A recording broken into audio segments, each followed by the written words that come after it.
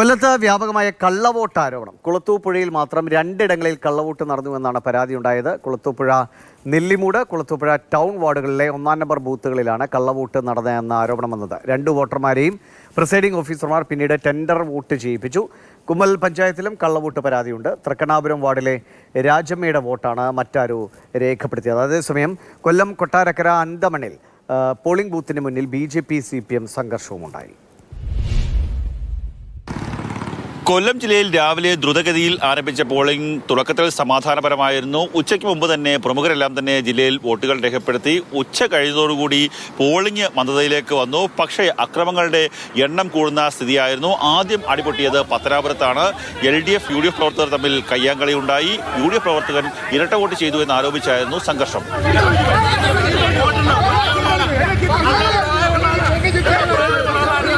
കൊട്ടാരക്കര അന്തമണ്ണിൽ ബൂത്തിന് മുന്നിൽ വെച്ചാണ് LDF-ന്റെയും BJP-യുടെയും പ്രവർത്തകർ തമ്മിൽ ഏറ്റുമുട്ടിയത്. 3 പ്രവർത്തകർക്കാണ് അതിൽ പരിക്കേറ്റത്.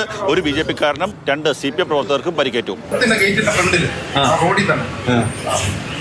ഉച്ചയ്ക്ക് ശേഷം ജില്ലയിൽ അങ്ങോളം ഇങ്ങോളം കള്ളവോട്ടുകളെ കുറിച്ചുള്ള പരാതികളുടെ പ്രളയമായിരുന്നു. കുളത്തൂപ്പുഴയിലാണ് ആദ്യം കള്ളവോട്ടിന്റെ പരാതി ഉയർന്നത്. 2 കള്ളവോട്ടുകൾ 2 ബൂത്തുകളിലായി നടന്നു എന്നുള്ള ആരോപണം ഉയർന്നു. പിന്നീട് അഞ്ചലിലും ഏരൂരിലും കൊല്ലം കോർപ്പറേഷൻ പരിധിയിലുള്ള താമരക്കുളം അടക്കമുള്ള ഡിവിഷനുകളിലൊക്കെ തന്നെ കള്ളവോട്ട് ചെയ്യുന്നുള്ള ആരോപണം ഉയർന്നു.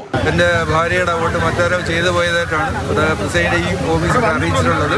ഏകദേശം 90% പോളിംഗ് ബൂത്തുകളിലും നേരത്തെ തന്നെ ജനങ്ങളുടെ വരവ് കുറഞ്ഞു, വോട്ടർമാരുടെ വരവ് കുറഞ്ഞു. 6 മണിയോടുകൂടി പോളിംഗ് അവസാനിക്കുമ്പോൾ ഏതാണ്ട് 10% ബൂത്തുകളിൽ വലിയ നിരയുണ്ടായിരുന്നു. അത് പ്രത്യേകിച്ച് തീരദേശ മേഖലയിൽ ഉൾപ്പെട്ട ബൂത്തുകളിലാണ് കൂടുതലായി വലിയ ഈ വോട്ടർമാരുടെ നിരയുണ്ടായത്. അവർക്കെല്ലാം തന്നെ സ്ലിപ്പ് നൽകി അവരെ അകത്ത് കയറ്റി അവരുടെ വോട്ടിംഗ് പൂർത്തിയാക്കിയ ശേഷമാണ് ആ സ്ഥലങ്ങളിലൊക്കെ തന്നെയുള്ള ആ ബൂത്തുകളിലൊക്കെ തന്നെയുള്ള വോട്ടിംഗ് പൂർത്തിയാക്കിയത്.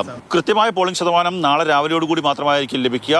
നിസ്സംശയം പറയാം, കഴിഞ്ഞ 2020-നേക്കാൾ ശക്തമായ പോളിംഗ് കൊല്ലം ജില്ലയിൽ ഉണ്ടാകും. ക്യാമറമാൻ ഷാനോസ് പരീദിനൊപ്പം കണ്ണൻ നായർ, മാതൃഭൂമി ന്യൂസ്, കൊല്ലം.